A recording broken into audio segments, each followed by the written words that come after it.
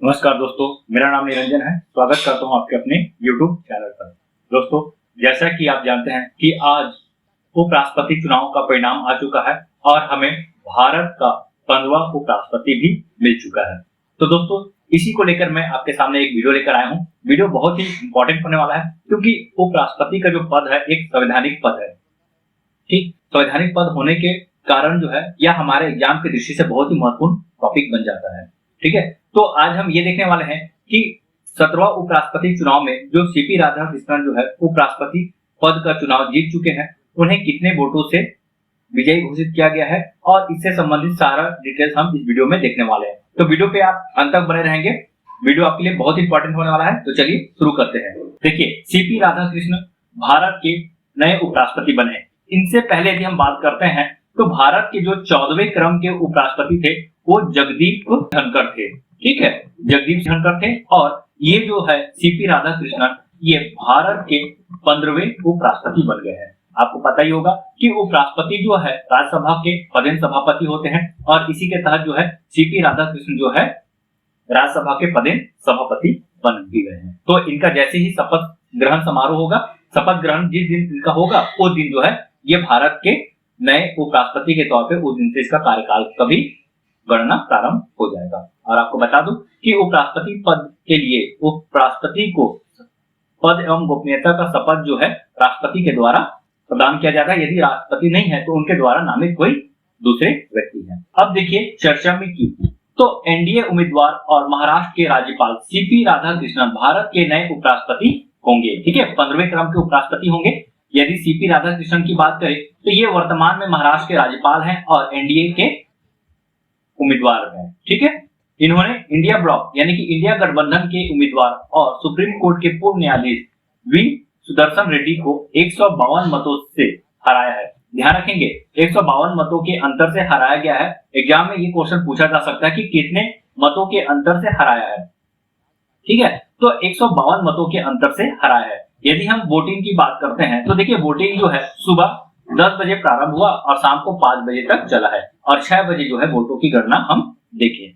Voting कहाँ हुआ है तो देखिए नई दिल्ली स्थित नए संसद भवन में वोटिंग हुई है। ठीक, वोटिंग डालने में यदि हम प्रथम व्यक्ति की बात करते हैं, प्रथम सांसद की बात करते हैं तो प्रथम सांसद जो है प्रधानमंत्री नरेंद्र मोदी, इन्होंने सबसे पहले जो है वोट डाले हैं।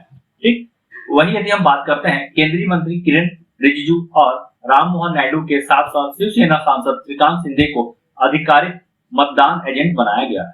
तो ध्यान रखेंगे सीपी राधाकृष्णन भारत के नए उपराष्ट्रपति होंगे, 15वें क्रम के होंगे। वी सुब्बा राव रेड्डी को जो है 152 मतों से हराया है। चलिए अब हम और देखते हैं इसके बारे में। यदि हम बात करते हैं सीपी राधाकृष्णन की तो सीपी राधाकृष्णन को जो है 452 वोट मिले हैं।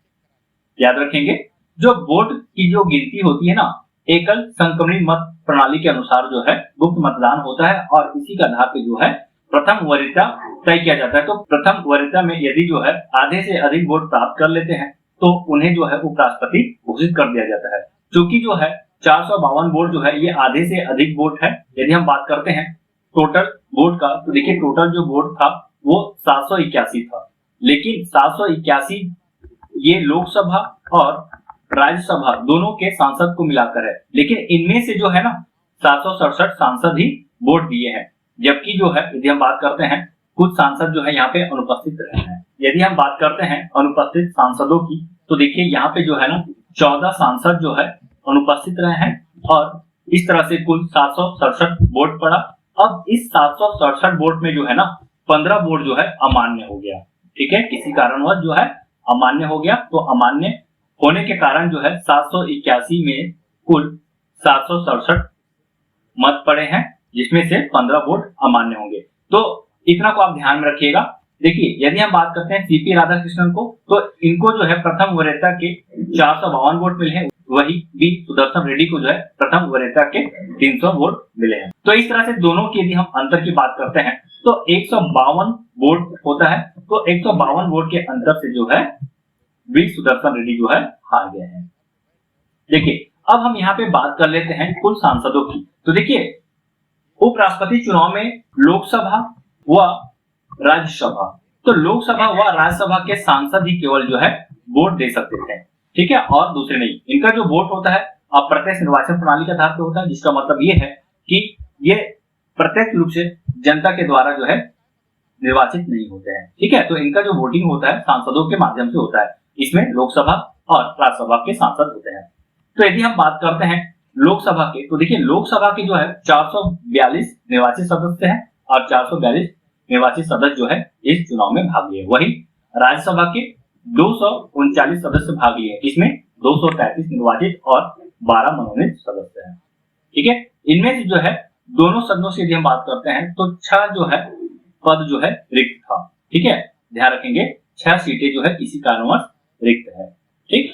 तो इस तरह से कुल 781 सांसद थे, जिसमें से 767 सांसद जो है वोट में भाग लिए हैं और 15 वोट जो है अमान्य हो गए हैं, ठीक है। प्रत्येक सांसदों का जो वोट का मत है ये समान होता है और मतदान जो है गुप्त प्रणाली से होता है। आपको बता दूं कि 21 जुलाई को जो है जगदीप धनखड़ जो पूर्व उपराष्ट्रपति थे, इन्होंने अपने पद से इस्तीफा दे दिया था और इनका जो कारण इनके द्वारा बताया गया है वो है स्वास्थ्य कारण। तो ये प्रमुख चीजें हैं दोस्तों, आप इसे जरूर याद कर लीजिएगा। यहाँ पे मैंने ये भी बताया कितने वोटों के अंतर से जीत हासिल हुआ है, कौन जीते हैं, तो ये सारा का सारा चीजें जो है आपके एग्जाम में आने वाला है।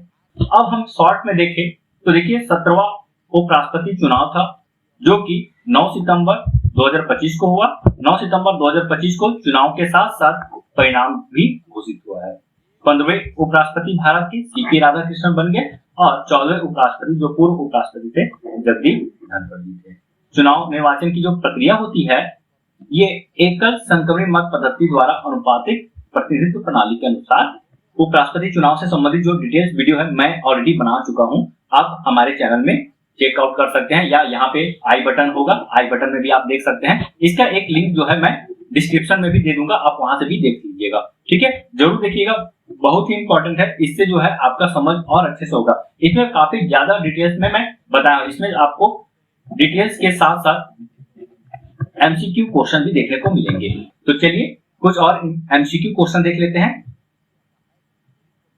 देखिए भारत के 15वें उपराष्ट्रपति कौन चुने गए, तो भारत के 15वें उपराष्ट्रपति जो है सीपी राधाकृष्णन चुने गए हैं।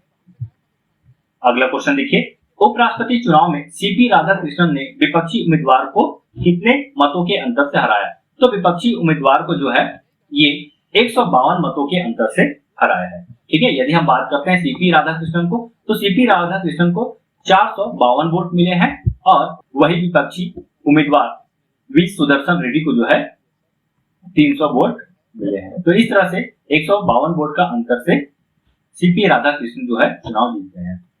अगला क्वेश्चन देखिए, भारत के उपराष्ट्रपति पद के लिए मतदान कहाँ हुआ, तो देखिए भारत के उपराष्ट्रपति पद के लिए मतदान जो है नई दिल्ली में हुआ है, नया संसद भवन में हुआ है, ठीक। अगला क्वेश्चन देखिए, एनडीए उम्मीदवार सीपी राधाकृष्णन को प्रथम वरीयता के कितने वोट मिले हैं, तो मैंने आपको बताया 452 वोट मिले हैं। वही विपक्ष के उम्मीदवार वी सुदर्शन रेड्डी को जो है 300 वोट मिले हैं, वो भी प्रथम वरीयता के। अगला क्वेश्चन देखिए, वी सुदर्शन रेड्डी को प्रथम वरीयता के कितने वोट मिले, तो 300 वोट मिले हैं। आई होप दोस्तों आपको वीडियो पसंद आ रहा होगा, ठीक है। वीडियो आपको पसंद आता है तो वीडियो को जरूर लाइक कर दीजिएगा और चैनल पे नए हैं तो चैनल को सब्सक्राइब करना बिल्कुल भी मत भूलिएगा। देखिए कुल 781 सांसदों में कितने ने मतदान किया, तो कुल 781 सांसद थे, जिसमें से 14 सांसद जो है अनुपस्थित थे, ठीक। याद रखेंगे कितना सांसद अनुपस्थित थे, 14 सांसद। तो इस तरह से 767 सांसद जो है वोट दिए और इसमें से भी जो है ना 15 वोट जो है अमान्य हो गए। देखिए कितना वोट अमान्य घोषित किया गया है, तो 15 वोट अमान्य घोषित किया गया है। अगला क्वेश्चन देखिए, उपराष्ट्रपति चुनाव में निर्वाचक मंडल में कुल कितने सांसद शामिल होते हैं, तो देखिए निर्वाचक मंडल में कुल कितने सांसद शामिल होते हैं, तो देखिए इसका जो सही उत्तर हो जाएगा ऑप्शन नंबर बी 781। तो 781 सांसद जो है इसमें शामिल होते हैं, जिसमें से 767 सांसद जो है वोटिंग में शामिल हुए हैं, ठीक। याद रखेंगे 14 सांसद जो है ये वोटिंग में शामिल नहीं थे, एब्सेंट थे।